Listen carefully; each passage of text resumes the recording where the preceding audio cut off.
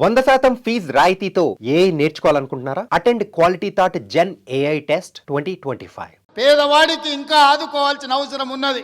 ఆ ఆలోచనతోనే గతంలో రైతు భరోసా 5,000 ఉంటే 10,000 రూపాయలు సంవత్సరానికి ఉంటే ఈసారి ఇంకా ధరలు పెరిగినాయని ఈనాడు రైతు భరోసా పథకం కింద ఎకరాకు 12,000 రూపాయలు సంవత్సరానికి ఇవ్వాలని ఈరోజు ఆ కార్యక్రమాన్ని ప్రారంభించినాం.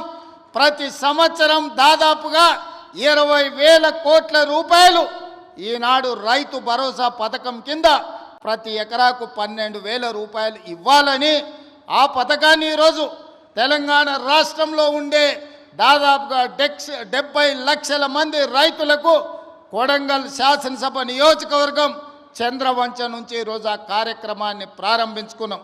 ఈరోజు జనవరి 26 బ్యాంకులకు హాలిడే ఉన్నది. రాత్రి 12 గంటల తర్వాత ప్రతి రైతుకు, రాష్ట్రంలో ఉన్న వ్యవసాయ భూమి ఉన్న ప్రతి రైతుకు రాత్రి 12 గంటల తర్వాత ప్రతి ఎకరాకు 6,000 రూపాయలతోని మీ ఖాతాల్లో మీ నగదు టకీమని పడే విధంగా ఈరోజు కార్యక్రమాన్ని తీసుకున్నాం. ఇంత గొప్ప కార్యక్రమం, ఈ రాష్ట్రంలో ఉండే లక్షలాది మంది రైతాంగ కుటుంబాలను ఆదుకోవాలన్న కార్యక్రమం ఇవాళ కొడంగల్ శాసనసభ నియోజకవర్గం చంద్రవంచ గ్రామం నుంచి ప్రారంభించుకోవడం మనందరికీ సంతోషం. ఈరోజు రాష్ట్రం మొత్తం చంద్రవంచ వైపు చూస్తుంది అంటే రైతుల కళ్ళల్లో ఆనందం మనం ఈ వేదిక మీద నుంచి చూడాల్సిన అవసరం ఉన్నది. అంటే రేవంత్ రెడ్డి ప్రభుత్వం కానీ రేవంత్ రెడ్డిని వ్యక్తిగతంగా రేవంత్ రెడ్డిని ఒకసారి చూసినట్లయితే ఆయన ఎక్కువ మాటలు చెప్తాడు, తక్కువ పని చేస్తాడు అనేటువంటిది ప్రజల్లో ఉన్నది, ఇప్పటికే ఉన్నది. మీరు ఏ సామాన్యురాల దగ్గర పోయినా, ఏ సామాన్యుడి దగ్గర పోయినా, మనం చూసినాం మొన్న షాబాద్లో ఒక రైతు ధర్నా జరిగితే కేటీఆర్ గారి దగ్గరికి దాదాపుగా 80 సంవత్సరాల వృద్ధురాలు ఆమె వచ్చి చెప్తున్నటువంటి మాట, అయ్యా కేసీఆర్ గారి హయాంలోనే 2,000 రూపాయలు వచ్చినాయి, ఈయన 4,000 ఇస్తానని ఇప్పటివరకు గతి లేదు, ఇస్తాడో ఇవ్వడో కూడా నమ్మకం లేదు అనే మాట పెద్ద మనిషి దగ్గర నుంచి వచ్చింది, ఎవరు చెప్పించినటువంటిది కాదు. సో ఇది ఎక్కడ చూసినా కామన్ పీపుల్లో ఉన్నటువంటిది. రేవంత్ రెడ్డి ఇచ్చినటువంటి హామీకి కట్టుబడి ఉండడు అనేటువంటి అది ఉంది. సరే, రేపు 26వ తేదీ నుండి ప్రారంభమవుతుంది రైతు భరోసా అంటున్నారు. అది కూడా అనేక కటింగ్ల తర్వాతనే చేస్తున్నది. దాంట్లో కూడా చాలా ఇష్యూస్ ఉన్నాయి. సరే, వాళ్ళు చేసినటువంటి ఏదైతే విధి విధానాలనో ఇంకా ఫైనల్ కాలేదు, ఇంకా ఫైనల్ కావాల్సినటువంటి అవసరం ఉంది. అది వచ్చిన తర్వాత తప్పకుండా ఎంతమందికి నష్టం జరుగుతూ ఉంది, ఏమవుతుందో మనం గమనించే అవకాశం ఉంటుంది.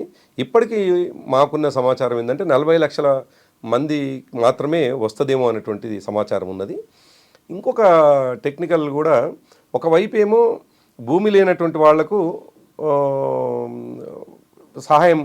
సహాయం రూపేణ 6,000 రూపాయలు ఏదో ఇస్తా అంటున్నట్టున్నారు.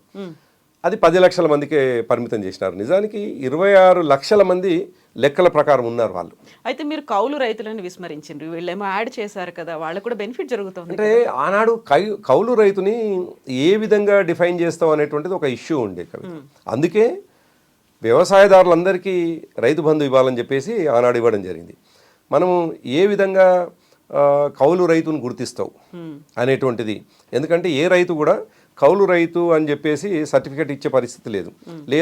2 సంవత్సరాలు 3 సంవత్సరాలు కౌలు రైతుగా ఈయన కౌలు ఇస్తున్నాము అనేటువంటిది రాసియడానికి ఏ రైతు కూడా ఒప్పుకోడు.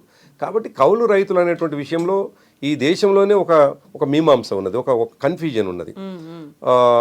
ఎవరిని కౌలు రైతుగా చూడాలి, కౌలు రైతు అని చెప్పడానికి ఉన్నటువంటి ఆధారం ఏమిటి అని తెలంగాణలో లెక్కాపత్రం లేదు అంట. అంతే కదా, నిజం కూడా లేదు కదా. అందుకోసం ఏంటంటే కౌలు రైతు విషయంలో ఆనాడు కొంత కన్ఫ్యూజన్ ఉన్నది. కానీ ఇవాళ ఆనాడు కామెంట్ చేసినటువంటి, ఆనాడు విమర్శించిన రేవంత్ రెడ్డి ఇవాళ 26 లక్షల మంది రోజువారి కూలీలు ఏదైతే పనికి ఆహారం పథకం కింద పోయి పనిచేసే వాళ్ళు ఉన్నారో వాళ్ళని కేవలం 10 లక్షల మందిని ఫైనల్ చేసినట్టుగా మాకు వస్తున్నటువంటి సమాచారం. మరి మిగతా 16 లక్షల మందిని కూడా విస్మరిస్తూ ఉన్నాడు కదా. ఆనాడు చెప్పిందేమో అందరు కౌలు రైతు కాదు, అందరి నిరుపేదలకు ఏమంటారు కూలీకి పోతున్నటువంటి వాళ్ళని గుర్తించి మేము 6,000 రూపాయలు ఇస్తామనేటువంటి మాట అన్నారు, వ్యవసాయ కూలీలు. ఇవాళ వాళ్ళు దాదాపుగా 26 లక్షలు ఉన్నట్టుగా తేలింది మాకున్న సమాచారం కానీ ఉన్నటువంటి లెక్కలు. అంటే వాళ్ళు చెప్పేది ఏంటంటే 20 పని దినాలు చేసినటువంటి వాళ్ళకు మాత్రమే మేము రైతు కూలీగా చూస్తాము, వాళ్ళకి మాత్రమే ఇస్తామని అంటున్నారు. 5 రోజులు పోయినటువంటి వాళ్ళు కూడా ఉంటారు కదా. కూలీగా ఒక రోజు కూలీగా పోయిందంటేనే ఆయన ఆర్థిక పరిస్థితి దారుణంగా ఉండే కూలీగా పోతాడు. నిజానికి మధ్యతరగతి వాళ్ళు, కొంత ఎఫర్ట్ చేయగలిగిన వాళ్ళు, కొంత జీవితం బాగానే గడుస్తుందన్న వాళ్ళు కూలికి పోయే పరిస్థితి ఉండరు. ఒక్కరోజు కూలికి పోయి మరో రోజు ఎందుకు పోలేదు అని అంటే, 5 రోజులు కూలికి పోయి మిగతా రోజులు ఎందుకు పోలేదు అంటే, ఇంతకంటే బెటర్గా ప్రైవేట్ వాళ్ళ దగ్గర ఎక్కడైనా దొరికే అవకాశం ఉందేమో, అందువల్ల పోకపోవచ్చు.